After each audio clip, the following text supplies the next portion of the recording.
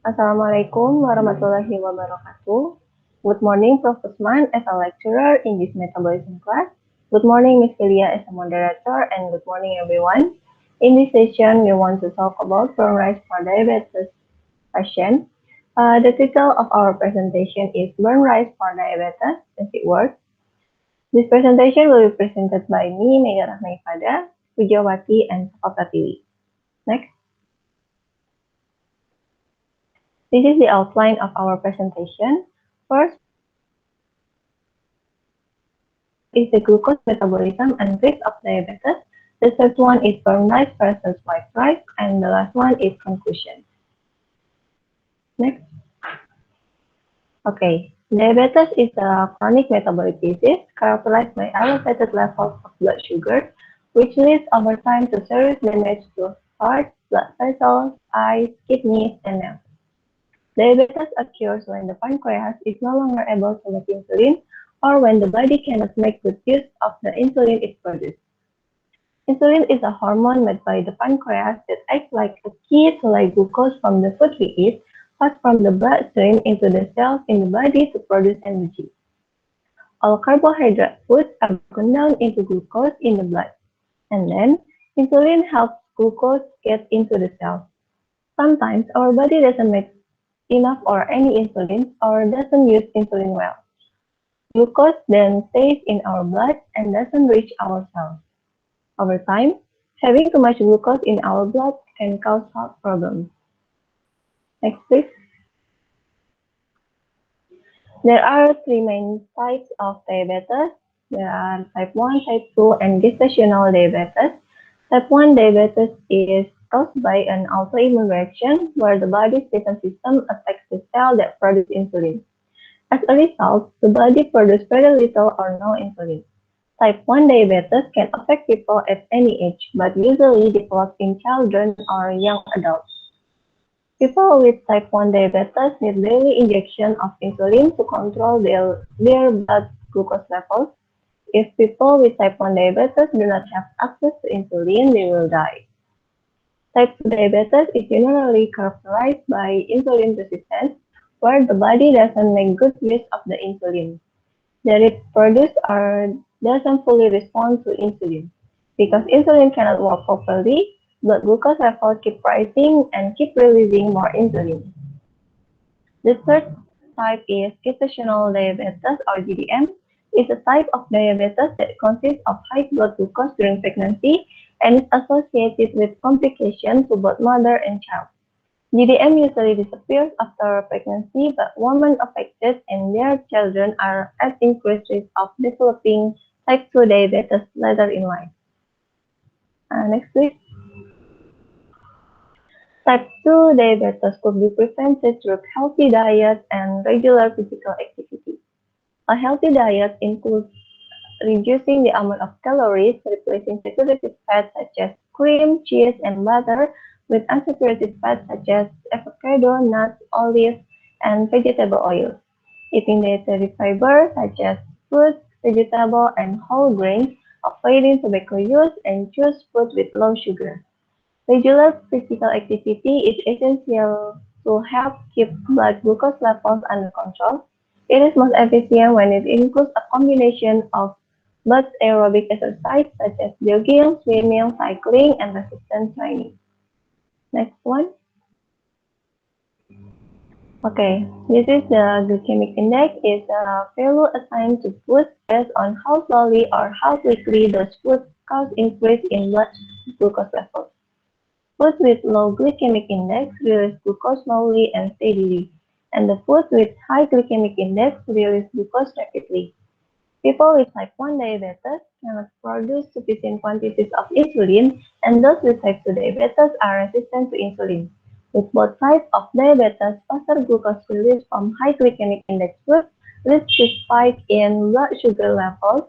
The slow and steady release of glucose in low glycemic foods help maintain good glucose control.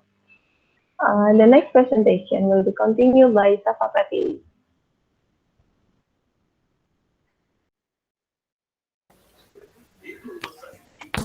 Okay, next we're gonna talk about the process of glucose metabolism. So most of the food we eat is turned into glucose or sugar by saliva and gut. Then this glucose enters the bloodstream, and when it goes up in the bloodstream, the blood glucose or blood sugar level rise. Then pancreas responds to the presence of food by releasing stored insulin. This is called as the phase 1 insulin response. At this stage, the level of blood sugar can be lower or controlled. This is related to the action of insulin that allows glucose from the blood to enter the cell, where the glucose can be used as fuel. Insulin also allows glucose to be stored by muscle and liver as glycogen. If needed, the stored glycogen can be released back into the blood and be converted back to the glucose. If there is glucose remaining in the blood, insulin turns this glucose into saturated body fat. And beside that, after the body's initial release of insulin, the beta cells in the pancreas start to develop new insulin, which can be released as well. This is known as the phase 2 insulin response as the next process. Afterwards, there are side effects of diabetes or risk of diabetes. In types 2 diabetes, blood sugar is not processed properly due to lower insulin resistance. When the pancreas cannot produce insulin the way it should, glucose that enters the body will accumulate in the blood. And the other side, it causes the release of free fatty acid from fat stores, called ketoacidosis. So that when the liver break down fat, it becomes a ketone. However, high level of ketone can be dangerous and can poison the body.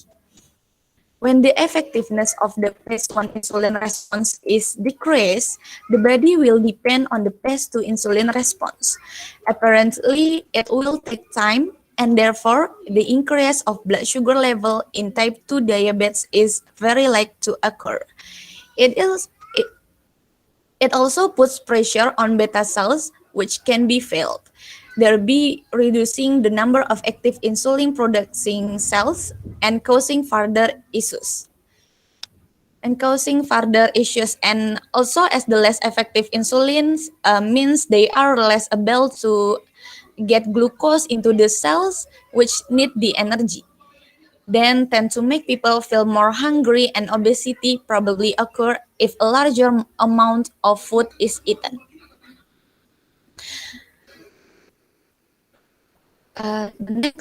So in the left side, the diagram shows us that blood sugar level rise immediately after eating a meal or snack. Insulin start working in healthy people, and the blood sugar level returns to the primal level 2 hours after eating. But in untreated diabetes patient, the blood sugar level doesn't return to the primal level of its own accord.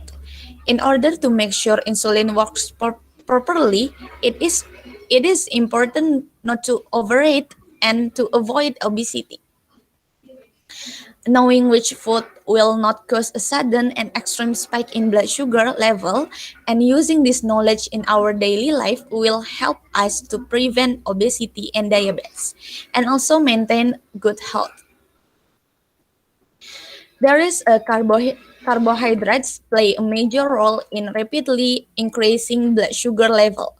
There are two types of carbohydrates, those that cause a sudden rise in blood sugar level and those that cause a more moderate rise, depending on the amount of dietary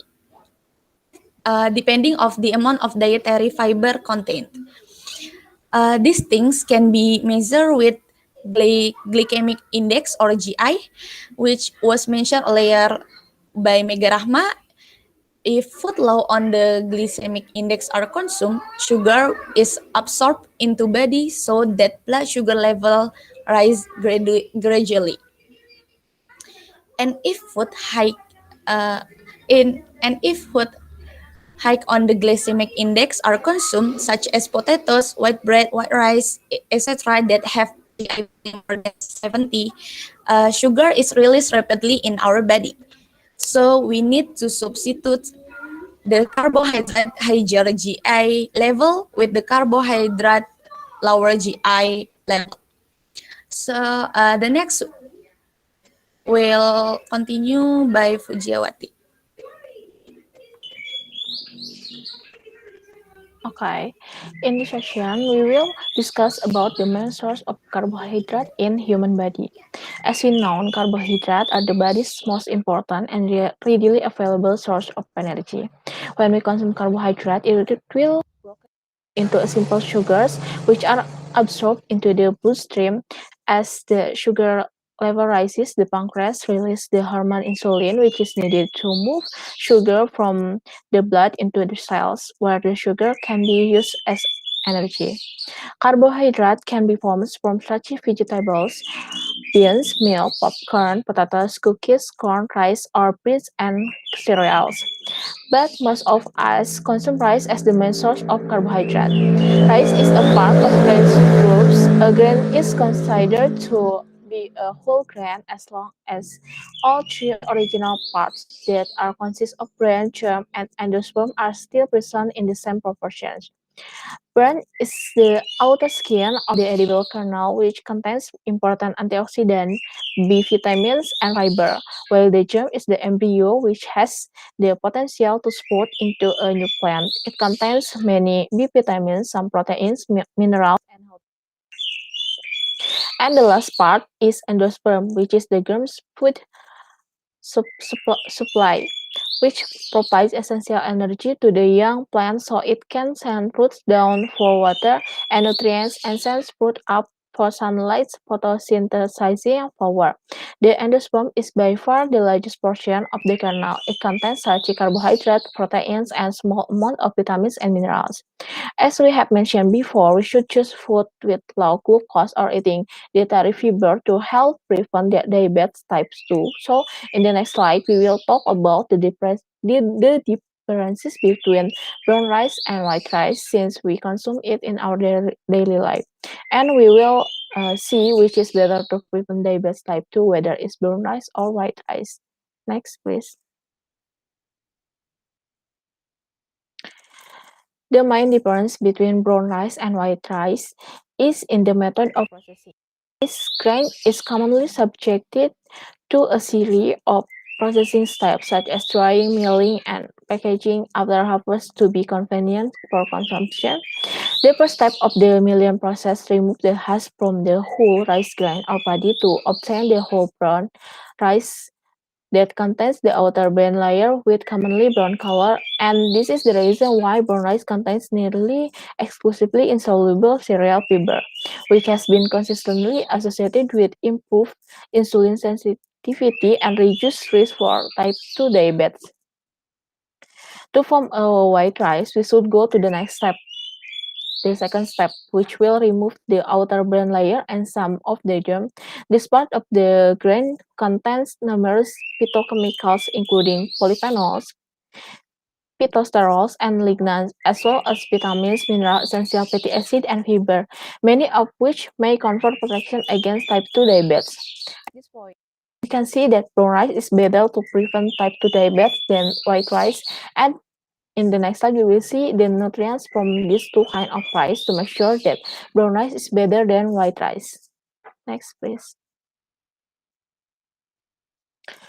From this table, we can see that brown rice has a higher amount of nutrients such as protein, fat, vitamins, and minerals than in the white rice. Also, the full brown rice grain has shown a greater content of bioactive compounds such as phenolic acid, flavonoids, gamma-oryzanol, aminobutyric acid, alpha-tocopherol, and gamma-tocotrienol.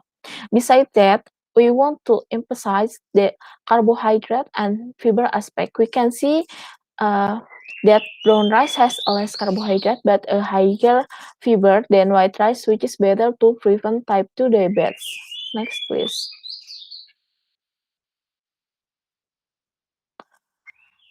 mentioned before that brown rice is better than white rice to prevent type 2 diabetes.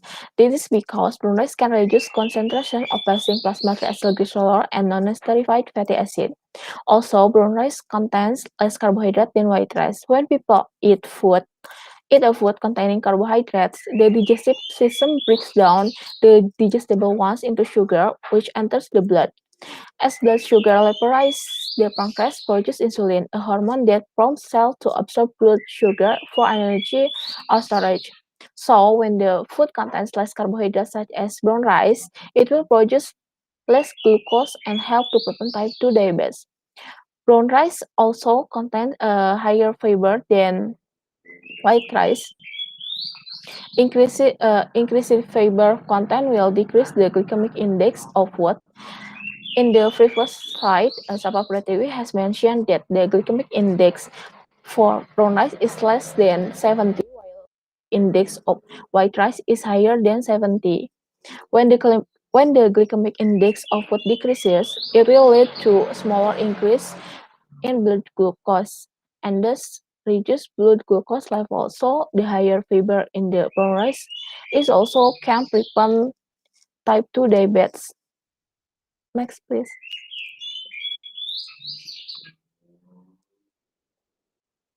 And then we comes into the last part of this discussion, that is conclusion.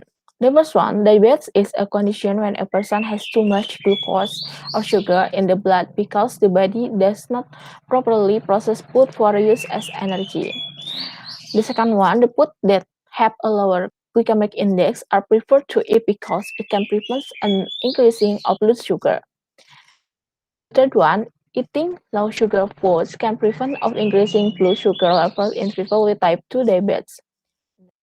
And then brown rice contains greater levels of nutrients such as protein, fat, mineral, and vitamins than white rice. Also contains several bioactive compounds such as phenolic acid, flavonoids, gamma oryzanol, and aminobutyric acid.